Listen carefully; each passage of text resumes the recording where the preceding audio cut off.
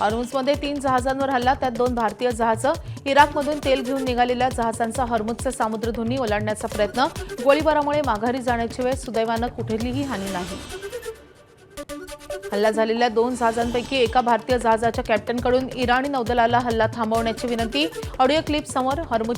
हॉर्मुझ ओलांडण्याची परवानगी असताना देखील हल्ले होत असल्याची तक्रार इराणच्या सेपा नेव्हीला करण्यात आल्याचा व्हिडिओ. भारतीय जहाजांवर झालेल्या गोळीबारानंतर भारताकडून इराणच्या राजदूतांना समन्स. घटनेचा तीव्र निषेध. हल्ल्याबाबत गंभीर चिंता व्यक्त. चिंता इराणमधील अधिकाऱ्यांपर्यंत पोहोचवण्याचं राजदूतांचं आश्वासन. अमेरिकेकडून बंदरांच्या नाकेबंदीमुळे हॉर्मुझची सामुद्रधुनी बंदच. इराणच्या संसदेचे अध्यक्ष मोहम्मद गलिबाफ यांची माहिती. हॉर्मुझच्या सामुद्रधुनीवर इराणचं संपूर्ण नियंत्रण असल्याचाही पुनरुच्चार. अमेरिका इराण चर्चेच्या दुसऱ्या फेरीची पाकिस्तानात तयारी सुरू. उद्या दोन्ही देशांमध्ये पुन्हा चर्चेची शक्यता. इस्लामाबाद आणि रावळपिंडीत तयारी. पहिल्या फेरीपेक्षा दुसऱ्या फेरीसाठी सुरक्षेच्या जादा उपाययोजना. रावळपिंडीत 10,000 जवान तैनात. शांतता करार झाला नाही तर शस्त्रसंधीला मुदतवाढ नाही. अमेरिकेचे राष्ट्राध्यक्ष डोनाल्ड ट्रम्प यांचं वक्तव्य. बुधवारपर्यंत शांतता करार न झाल्यास इराणवर पुन्हा बॉम्ब वर्षावाचा इशारा. इराणच्या बंदरांची नाकेबंदी देखील करण्याचं वक्तव्य. इराणशी समझोता होतो की नाही ते आज कळेल. अमेरिकेचे राष्ट्राध्यक्ष डोनाल्ड ट्रम्प यांचं वक्तव्य. शस्त्रसंधी संपण्यापूर्वी घेतलेल्या बैठकीनंतर ट्रम्प यांचं वक्तव्य. उपाध्यक्ष जेडी व्हान्स, मार्को रुबियो, पीट हेग्सेथ हे देखील बैठकीला उपस्थित होते. बीडमध्ये घरगुती गॅस सिलेंडरसह व्यावसायिक सिलेंडरचा पुरवठा आजही विस्कळीत. मागील 2 दिवसांपासून गॅस एजन्सीचं गोडाऊन बाहेर नो स्टॉकचा फलक. नियमानुसार सिलेंडर बुक करून देखील ग्राहकांना सिलेंडर मिळत नसल्यानं रोष. जशी सोन्याची जेजुरी प्रसिद्ध आहे तशीच बारामती अजित पवारांनी घडवली आहे आणि आम्ही ती जपणारच. बारामतीतील महिलांची उपमुख्यमंत्री सुनेत्रा पवार यांना ग्वाही. कायम बारामतीकरांसोबत ठामपणे उभी राहणार असल्याचं सुनेत्रा पवारांचं वचन. उपमुख्यमंत्री सुनेत्रा पवारांचा सकाळपासूनच बारामतीकरांशी संवाद. बारामतीकरांशी सुनेत्रा पवारांचा मनमोकळा संवाद. महिला सफाई कर्मचाऱ्यांसोबत सुनेत्रा पवार यांनी चाय पे चर्चा केली आहे. महिला सफाई कर्मचाऱ्यांच्या कामाचं सुनेत्रा पवार यांच्याकडून कौतुक. बारामती पोटनिवडणुकीसाठी जय पवार बारामतीच्या विविध गाव दौऱ्यावर. जय पवार यांच्या गावभेट दौऱ्याला सांगावी या गावातून सुरुवात. सांगावी ग्रामस्थांशी जय पवारांनी साधला संवाद. विधान परिषदेवर संधी द्यावी. रुपाली पाटील ठोंबरे यांचं सुनेत्रा पवार यांना पत्र. अजितदादा असते तर मागण्याची गरज पडत नव्हती. फेसबुकवर पत्राची कॉपी रुपाली पाटील ठोंबरेंनी केली शेअर. लोकसभेत नारी शक्ती वंदन अधिनियम संमत झालं नाही आणि त्यावरून विखे पाटलांची काँग्रेस आणि उद्धव ठाकरेंच्या शिवसेनेवर टीका. विरोधकांचं खरं रूप समोर आलं. महिला आगामी निवडणुकीत विरोधकांना धडा शिकवणार असल्याचा इशारा. काँग्रेस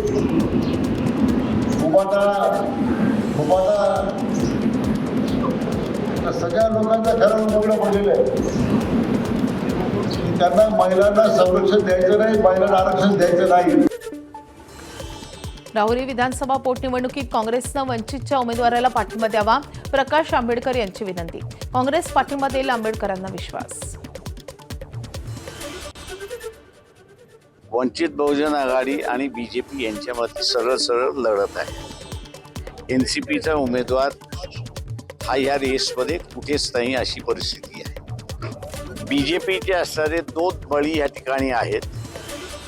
ते 2 बळी म्हणजे एक असणारा मुस्लिम समूह आणि दुसरा असणारा ख्रिश्चन.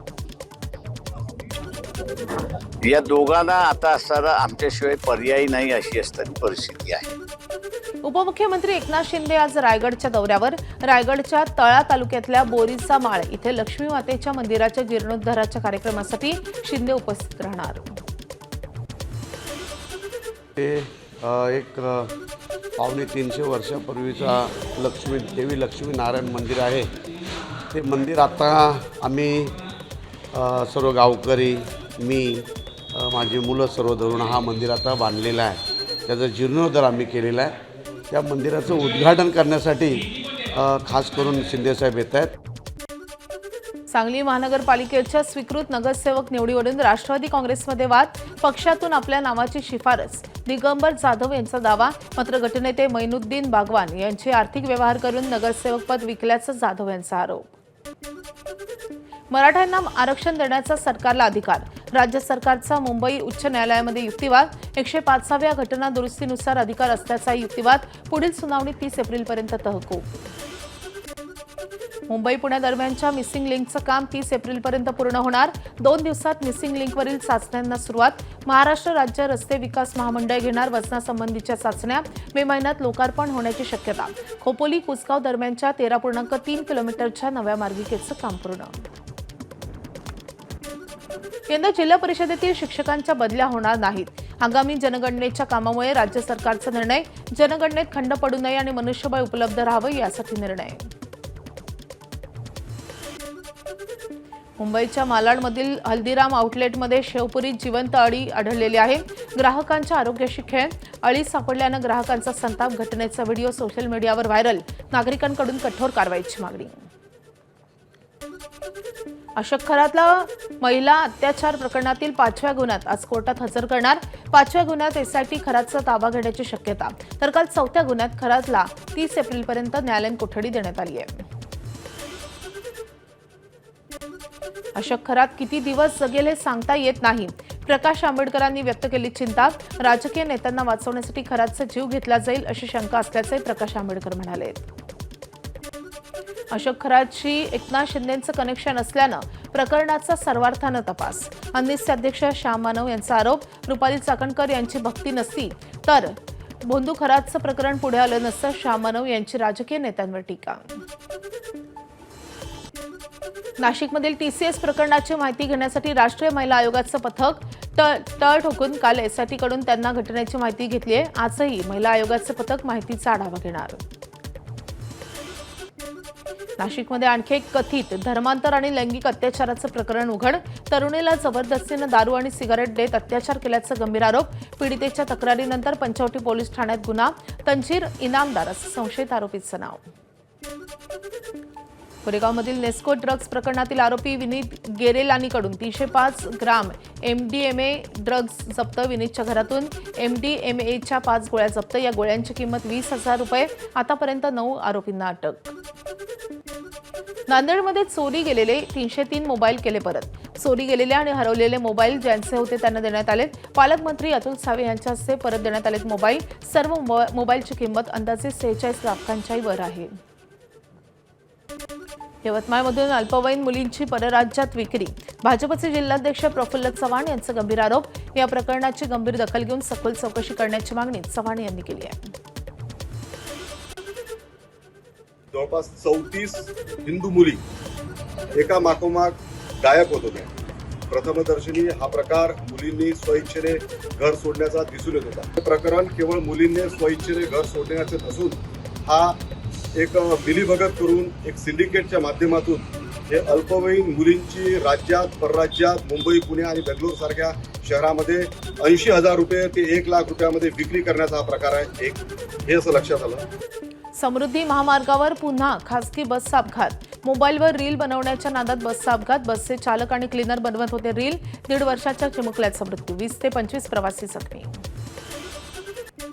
खरीप हंगामाच्या पार्श्वभूमीवर सातारा कृषी विभागाची कारवाई. कृषी विभागानं कडक कारवाई करत 8 कृषी विक्रेत्यांचे परवाने निलंबित केलेत. खत विक्रीत अनियमितता आणि साठा न जुळल्यानं कारवाई. अहिल्यानगर जिल्ह्यात 45 वर्षीय हर्षदा चौधरी या महिलेचा उष्माघातानं मृत्यू झाल्याची शक्यता. पारनेर तालुक्यातल्या ढवळपुरी जवळ माळवाडी येथील घटना. दुपारच्या वेळेस जनावरांसाठी चारा काढत असताना शेतातच मृत्यू.